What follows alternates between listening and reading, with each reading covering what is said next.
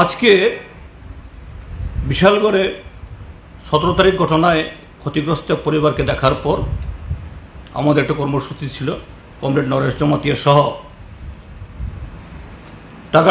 টাকারজলার community হলে আমাদের পার্টির 24তম কেন্দ্রীয় সম্মেলনের রিপোর্টিং আমরা করব।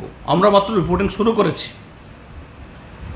শুনেছি যে আমাদের এই প্রোগ্রাম জানাজানি হওয়ার পর গতকাল থেকেই নাকি সেখানকার স্থানীয় বিধায়ক এবং তার সহযোগীরা নিষেধ করছেন, না আজকে মিটিংয়ে যাওয়া যাবে না। তো তারা ভাবিয়েছে কি আছে, বলেছে হয়তোবা এইটুকুর মধ্যে সীমাবদ্ধ থাকবে। আজকে যখন আমি আলোচনা শুরু করেছি তার মাঝামাঝি সময়েতে উপস্থিত সংখ্যায় খুব বেশি হবে না, বেশি 15 থেকে 16 জন, এবং পুলিশ তার থেকে 3 গুণ, মুখে সবার ইতে কালো মাস্ক লাগানো। এখানে মিটিং করা যাবে না। আরে ব্যাপার কি, আমরা মিটিং তো আমরা তো মাইক লাগিয়ে করছি না, আমরা গরবার সভা। অন্যায় কিছু তো কাজ করছি, অন্যায় কাজ করলে পুলিশ তো আমাদেরকে করতে দেবেন না। সেখানে কতক্ষণ বাদে পুলিশ বলছেন স্যার আপনারা চলে গেলে ভালো হয়। আরে কেন চলে যাব আমরা কি অন্যায় করছি? কিন্তু যেরকমভাবে উপর্যুপরি হামলা শুরু করলো, আমরা ঠিক করলাম যে না, মিটিং সংক্ষিপ্ত করে, আমাদের মিটিং আমরা করেছি, মিটিং করিনি এরকম না, আমরা ফিরে আসি। কিন্তু মিটিংয়ে অংশগ্রহণকারী আমাদের প্রায় 7 জন নারী পুরুষকে তারা রাস্তার ইয়েতে আটকে পুলিশের সামনে পেটালো। পুলিশ যথারীতি এই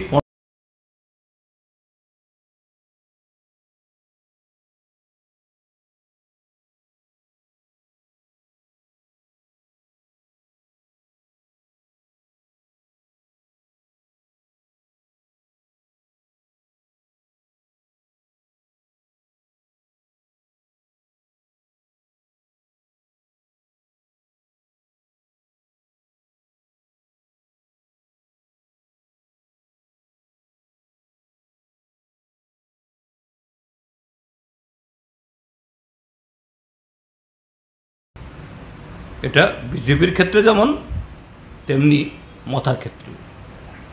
এবং কেন টাকারজলাতে কদিন আগে একটা খবর উঠেছে, কিন্তু কোন বিধায়ক কোন নেতা আমরা আসলে এখনো জানি না, কারণ এটা জাস্ট পাবলিকলি উঠেছে সোশ্যাল মিডিয়াতে। একজন বিধায়কের স্ত্রী, জম্পুজলা লাগার তো টাকারজলার বিধায়ক আছে, জম্পুজলার বিধায়ক আছে, বা অন্য কোনো কনস্টিটিউয়েন্সি বিশালগড় মহকুমার বিধায়কও হতে পারেন, নাকি ব্যাংকে 74 লক্ষ টাকা জমা দিতে গেছেন। কোন ব্যাংকও আমরা জানি না। এটা রটেছে মুখে মুখে, আমরা শুনেছি।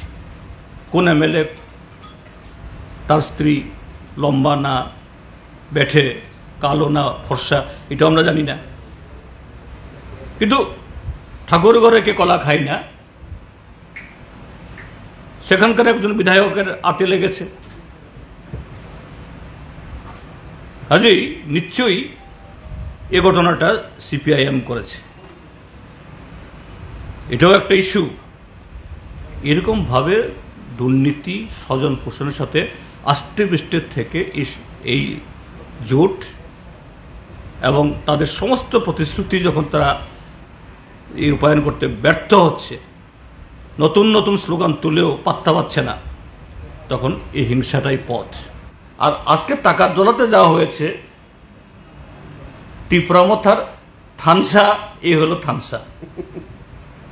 থানসা মানে হলো চোর দাউর বাটপাটদের থানসা। এখন ভালো মানুষের থানসা না। হ্যাঁ, ভালো মানুষ এতে মাথাতে নেই, কথা বলছি না। এরা সরল সিধা মানুষ, তারা সত্যি এদেরকে বিশ্বাস করে, আর সেই বিশ্বাসের ঘরে আগুন লাগিয়ে এদেরকে ঠকাচ্ছে। আমি আজকে আমাদের যে প্রোগ্রাম টাকারজলাতে ছিল সে সম্পর্কে একটু বলতে চাইছি। আমাদের প্রোগ্রামটা ছিল 24তম পার্টি কংগ্রেস, যেটা মাদুরাইতে জুন মাসের 2 তারিখ থেকে 6 তারিখ এপ্রিলের অনুষ্ঠিত হয়েছিল। তার রিপোর্টিং। শতাধিক পার্টি কমরেড সেখানে উপস্থিত হন এবং এই কর্মসূচি শুরু হয় প্রথমে আমাদের যে পলিট ব্যুরোতে আমাদের রাজ্য সেক্রেটারি নির্বাচিত হয়েছেন।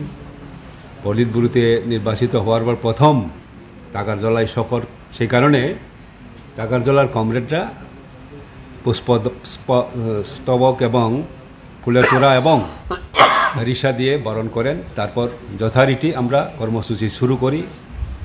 প্রথমে কিছুক্ষণ আমি আমার যা দেখলাম পার্টি কংগ্রেসে মাদুরাইতে সেটা বলি এবং তারপরে মূল রিপোর্টটা আমাদের পলিট ব্যুরো সদস্য কমরেড জিতেন দা রিপোর্ট করতে শুরু করেন।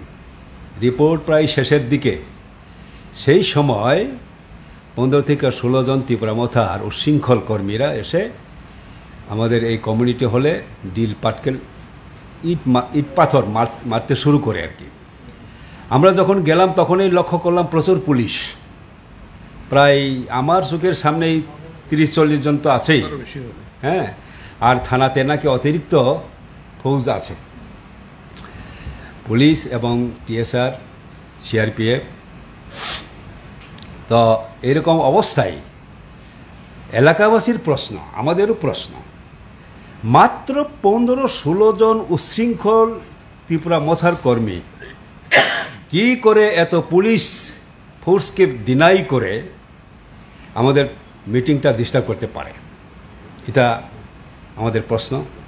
এবং তারা যখন এই ডিল মারতে শুরু করে তখন এই থানা থেকে জানানো হয় আমরা যাতে মিটিংটা সংক্ষেপ করে শেষ করি, বন্ধ করে যাতে চলে যায়। আমাদের প্রশ্ন হলো 15-16 জন উশৃঙ্খল যুবককে হঠাতে ব্যর্থ এত বড় পুলিশ বাহিনী, উল্টা আমরা শতাধিক যে মিটিংয়ে আছি, আমরা যদি প্রতিরোধ করা যায়, কিন্তু আমরা পুলিশের যা ভূমিকা সেটা লক্ষ্য করে বুঝলাম আমরা যদি প্রতিরোধে নামি তাহলে পুলিশের ভূমিকা ভয়ঙ্কর হবে আমাদেরকে আটকানোর জন্য, ওই 15 জনকে রক্ষার জন্য।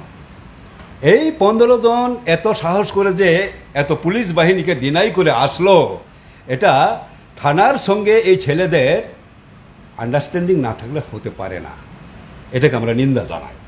এবং তারা এটা বলে যে আমরা যদি এই মিটিংটা শেষ করে আমরা এলাকা থেকে চলে আসি তাহলে এই লোকগুলা চলে যাবে এবং তারপরে তারা যারা এসেছে শতাধিক যে আমাদের পার্টি কমরেড তাদেরকে নিরাপদে বাড়িতে পৌঁছে দেওয়ার ব্যবস্থা করবে পুলিশ। এরপর আমি ছিলাম, বানলা ছিলেন, বানলাল সাহা, রতন সাহা ছিলেন, আমরা সবাই চলে আসি। কিন্তু পুলিশ যেভাবে বলেছিলেন সেই কথা রাখে নাই।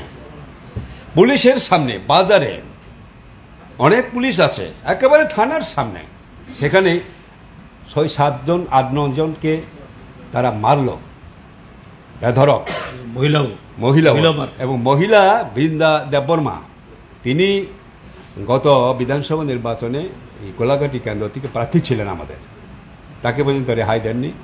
এবং আমাদের এই পার্টির লোকাল সেক্রেটারি রঞ্জিত দেববর্মা তার সঙ্গে ছিলেন, তাকেও বেধড়ক মেরেছে। আর তরণী দেববর্মা যিনি সিআইটিউ লিডার ওই এলাকার, তাকে মেরেছে, তার 2টা দাঁত পড়ে গেছে। এরকমভাবে 7-8 জনের উপর এরকম আক্রমণ করলো পুলিশের উপস্থিতিতে। এটা কি প্রমাণ করে?